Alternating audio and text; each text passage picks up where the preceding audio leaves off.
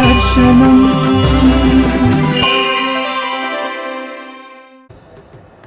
శృతిర్విభిన్నా స్మృతయః విభిన్నాః మహర్షీణాం మతయో విభిన్నాః.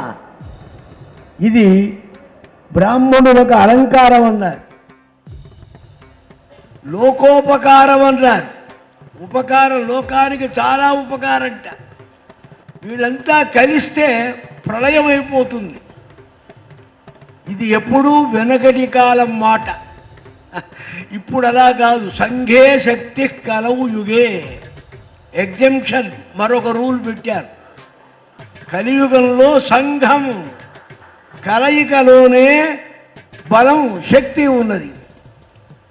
కలియుగంలో ఇండివిజువల్గా శక్తి లేదు. అందుకనే సమష్టి ఉపనయనాలు, సమష్టి వ్రతాలు, సమష్టి యాగాలు, సమష్టి భజనలు, సమష్టి పూజలు అన్నీ సమష్టే. ఇండివిజువల్గా ఇక్కడ శక్తి తక్కువ. యుగము యొక్క ప్రభావం కనుక మనం గుర్తించాలి. బ్రాహ్మణులందరూ విభిన్నమైన వివేకం కలిగిన గొప్ప గొప్ప శక్తి కలిగిన వారు. మీరంతా ఒక్కొక్కరు పరాశరుడు, యాజ్ఞవల్క్యుడు, గౌతముడు, కణ్వుడు, వ్యాసుల వారంటే వారు ఉన్నారు. మీరు అందరూ సమర్థులే. ఈ బ్రాహ్మ తేజస్సున్నదే ఉచ్చైర్గతిర్ జగతి సిద్ధ్యతి ధర్మతశ్చేత్. ఈ బ్రాహ్మణునికి ఏమి గొప్పతనం ఉందన్నారు. వాడి శరీరంలో రక్తం ఎర్రగా ఉంటుంది, ఇతరుల శరీరంలో రక్తం ఎర్రగానే ఉంటుంది. వాడికి పెళ్ళాం, పిల్లలు, సంసారం, మంచి చెడ్డ, సుఖం, దుఃఖం, లాభం, నష్టం అన్నీ ఉన్నాయి. మరేమిటయ్యా విశేషం అన్నారు. ఒక్కటే విశేషం. ఉత్తమ గతి అనేది ధర్మం వల్ల కలిగితే, ఆ ధర్మాన్ని నిర్ణయించి చెప్పే శక్తి వేదానికి ఉంటే, ఆ వేదం అనేది బ్రాహ్మణుని యందు యత్కించిద్వేదాధ్యయనం వా యావద్వేదాధ్యయనం వా అన్నారు. ఏ ఒక్క పిసరు గాయత్రీ మంత్ర మాత్రమైనటువంటి ఉపదేశం ఉన్నా వాని యందు బ్రాహ్మ్యం ఉన్నది. అది బ్రహ్మత్వం, మహా తేజస్సు, సమస్తమైనటువంటి వేదముల యొక్క బలం, ధర్మ బలం. బ్రాహ్మణుడు ధర్మంలో గొప్పవాడు. నేను మనవి చేసేది ఏమిటంటే, ఎన్ని చెప్పినా బ్రాహ్మణుడు ఆ ధర్మాన్ని వదలకూడదు. ధర్మం వల్లే నాబోటి వాడికి ఏదో దండం పెడుతున్నారంటే నేను బ్రాహ్మణుల్లాగా కనపడతా గనక. విభూతి, పిలక, గుండు, వ్యవహారం, మంచి చెడ్డ, ఆకారం చేతనైనా బ్రాహ్మణుడుగా ఉంటే, వేషం వేసుకున్న మిత్రభావేన సంప్రాప్తం అంటారు విభీషణ శరణాగతిలో, రామాయణంలో. కనుక మిత్రభావంతో వచ్చిన వేషం మాత్రం చేత కూడా గౌరవింపబడుతున్నామే.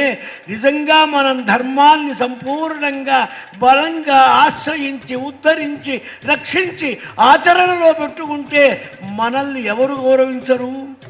మనల్ని గౌరవించలేకుండా ఉండేవాడు ఉంటాడా? ఎందుకని ప్రపంచమంతా గౌరవిస్తుంది? ధర్మం వల్ల. కనుక ధర్మం అనేది ప్రధానం బ్రాహ్మణునికి. ధర్మం వల్లనే ఎక్కడ ధర్మం ఉంటే అక్కడ భగవంతుడు ఉన్నాడు.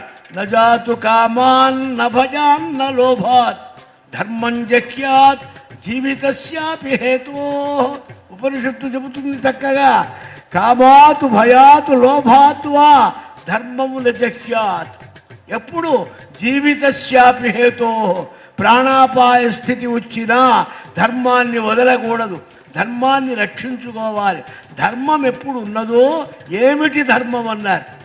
ధర్మం అంటే ఏమిటండి అన్నారు. మహాభారతంలో ధర్మరాజే ధర్మం అన్నారు. రామాయణంలో రామచంద్రమూర్తే ధర్మం అన్నారు. సరే, భాగవతంలో భాగవత ధర్మం అన్నారు. ఇక్కడ భారతంలో ధర్మం ఏమిటన్నారు. బాగా ఆలోచించండి.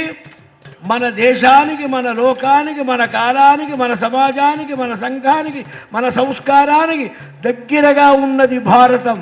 ఇతర గ్రంథాలు కావు.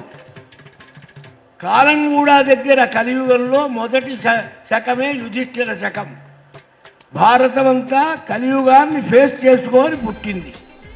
భారతంలో ఏం తీర్పు చెప్పారన్నారు. ఒక్కటే గొప్పదన్నారు. పరమధర్మం ఏమిటన్నారు. అవైషమ్య పరమధర్మ. వైషమ్యరహితమైన స్థితి. వైషమ్యరహితంగా ఉండాలి. ఎక్కడ వైషమ్యం? మన సమాజం ఉంది, మనం ఉన్నాం. బ్రాహ్మణులు ఒకడు పెద్ద అధికారులు, ఒక చిన్నవాడు, ఒకడు చాలా సంపన్నుడు, ఒకడు సంపత్తు లేనివాడు. అక్కడ వైషమ్యం పనికిరాదు.